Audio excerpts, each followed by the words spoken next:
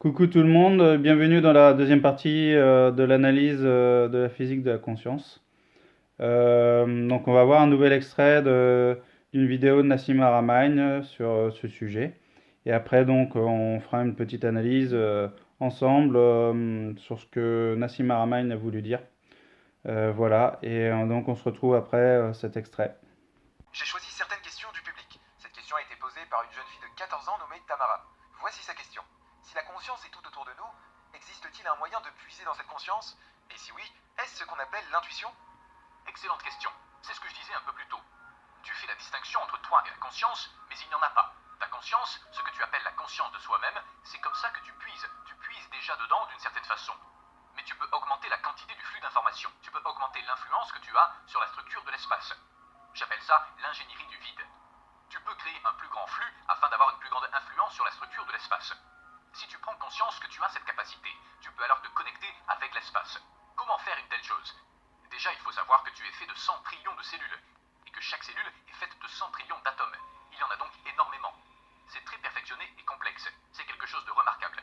C'est incroyable. C'est comme un miracle qui se produit chaque milliardième de seconde dans ton corps. Il y a des milliards de changements chimiques qui se produisent à chaque seconde. 1 million de divisions cellulaires à chaque seconde. Tout cela se produit réellement.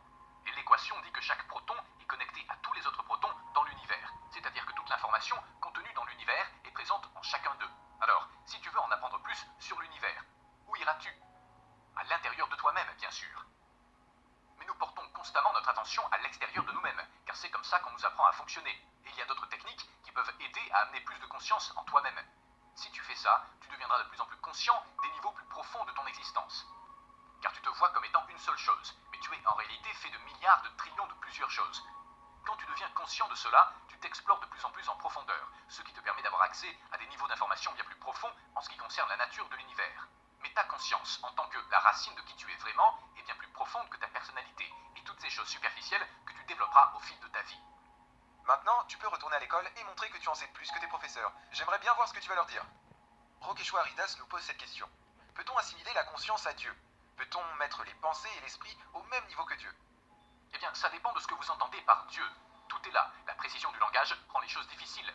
Si par Dieu, vous entendez par là quelque chose qui est omniprésent, qui est omniscient, qui est partout et en tout, qui sait tout, qui organise tout, alors vous pouvez l'associer directement avec les oscillations du vide quantique. Et si c'est vrai en ce qui concerne la conscience, alors bien sûr que vous pouvez faire cette analogie. Mais si vous faites l'analogie sans la mécanique qu'il y a derrière, c'est-à-dire sans préciser ce qu'est Dieu ou la conscience, alors ça ne vous mènera nulle part. Je parie que vous n'adhérez pas au modèle standard de la physique, ni que vous adhérez au modèle standard de Dieu. Effectivement, ça ne me convainc pas. En ce qui concerne le modèle standard de la physique, je ne dirais pas que je n'y adhère pas, mais plutôt que je l'ai modifié car il contient d'énormes lacunes. Quand la physique fut fondée, il y avait d'énormes lacunes à combler dans la compréhension de certains phénomènes. Si vous demandiez ce qu'est la masse, ce que sont les champs électromagnétiques, ce qu'est une charge, ou même la gravité, toutes ces notions étaient totalement inconnues, alors que c'est pourtant la base de la physique. Nous avons écrit des équations très basiques en physique, telles que les plus connues du genre E égale mc2. C'est une magnifique équation, sauf qu'elle ne vous dit rien à propos de rien du tout. Je veux dire, si vous demandez ce que signifie le m dans l'équation, ce qui correspond à la masse, mais nous ne savons pas ce qu'est la masse. Puis vous demandez ce que signifie le c dans l'équation, mais nous ne savons pas pourquoi le c est un c, car nous ne savons pas pourquoi la vitesse de la lumière est la vitesse de la lumière. Ça signifie que vous avez déjà deux inconnus d'un côté de l'équation, et vous ne savez pas non plus ce que le e veut dire également, n'est-ce pas? Car il est égal à quelque chose d'inconnu. Nous avons donc une magnifique équation, c'est génial, mais il y a juste une équivalence entre trois inconnus. Donc vous ne savez rien à propos de rien du tout. J'ai pourtant voulu savoir. Voici maintenant une question de Clément Strauch. Si un jour l'intelligence artificielle devenait consciente de sa propre existence, en quoi cela impacterait-il la conscience humaine? Je pense qu'il y a plusieurs niveaux de lecture dans cette question. Premièrement, pensez-vous que l'intelligence artificielle puisse atteindre la conscience telle que vous la définissez? C'est un sujet très important, car c'est devenu quelque chose de tellement populaire de nos jours. On me la pose souvent, et j'ai dû méditer sur la question. C'était une méditation très courte, car j'ai très vite compris qu'il n'y avait absolument rien d'artificiel en ce qui concerne la conscience. Donc le concept de conscience ou d'intelligence artificielle ne fonctionne pas. Il y a déjà un problème de calcul. Il n'y a rien d'artificiel dans l'intelligence. Ce que je veux dire par là, c'est que l'intelligence n'a rien à voir avec une succession de données de calcul. Ça n'a rien à voir avec ça. L'intelligence est un magnifique champ d'information émergent qui inclut des émotions et toutes sortes de choses qui n'ont aucun rapport avec une succession de 0 et de 1. Des successions de 0 et de 1 ne nous permettront jamais de créer un être intelligent. Alors, est-ce que je pense que l'intelligence artificielle deviendra consciente? Ce qui voudrait dire qu'on pourrait rendre un appareil externe conscient. Oui, je pense que nous y arriverons. Mais comment y arriverons-nous? Nous y arriverons quand nous arrêterons d'essayer de le faire avec une succession de 0 et de 1, et que nous apprendrons à puiser dans ce champ fondamental d'information et de conscience afin qu'il s'informe lui-même à travers un appareil externe en devenant conscient de lui-même. Et quand il deviendra conscient de lui-même, il aura des émotions, il aura de l'empathie, et il aura toutes les caractéristiques qu'un être humain peut avoir. Voilà, on vient de voir le dernier extrait de la vidéo de Nassim Haramein sur la physique de la conscience. Et il y a une question d'une jeune fille dans le public qui est très intéressante, à savoir si la conscience est tout autour de nous. Est-il possible de puiser des informations dans cette conscience? Et si oui, l'intuition en fait-elle partie? Et donc moi je trouve ça très intéressant parce que notamment la réponse de Nassim Haramein qui dit que oui c'est possible et surtout en fait une fois qu'on a pris conscience qu'il y a de l'information dans l'univers, dans le vide de l'univers, et ben en fait pour moi nos capacités extrasensorielles se développent et on est capable donc de pouvoir puiser ces informations. Et oui, pour moi, l'intuition en fait partie en fait. L'intuition est pour moi l'idée, le conseil, la première idée qui nous vient à l'esprit. Et en fait, c'est une information du vide quantique ou de la conscience. Voilà. Pour moi, ça en fait partie, oui. Ça en fait partie. Et tout le monde a eu un jour une intuition, une idée, un conseil qui est venu comme ça et dans nos têtes et qui a permis de débloquer une situation ou qui a permis de se mettre en action dans la matière pour réaliser quelque chose. Et donc en fait, ça corrobore ce que je disais par rapport au médium, mais en allant un peu plus loin en fait, parce que pour moi, on est tous médiums, parce que bah, l'intuition fait partie bah, d'une capacité du médium. Et donc, l'intuition, on l'a tous eu un jour. On a tous eu l'intuition un jour. Plus ou moins développée, mais on a tous eu une intuition un jour. Donc voilà, pour moi, ça veut dire qu'on est tous capables de puiser l'information dans le vide de l'univers, ou appelez-le comme vous voulez, la conscience en fait. La conscience qui est omniprésente, omnipotente partout dans l'univers.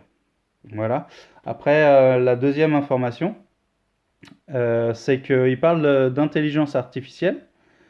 Il parle d'intelligence artificielle. Alors, à l'heure actuelle, donc, les technologies qu'on utilise, bah, c'est d'essayer de programmer des choses via un ordinateur pour créer une intelligence artificielle. Et donc la question qui lui est posée, c'est est-ce que vous croyez qu'un jour l'intelligence artificielle aura des émotions en fait, sera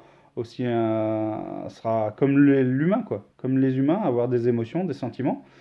Et il répond en fait que ben, si on continue à créer des programmes, voilà, via l'informatique, et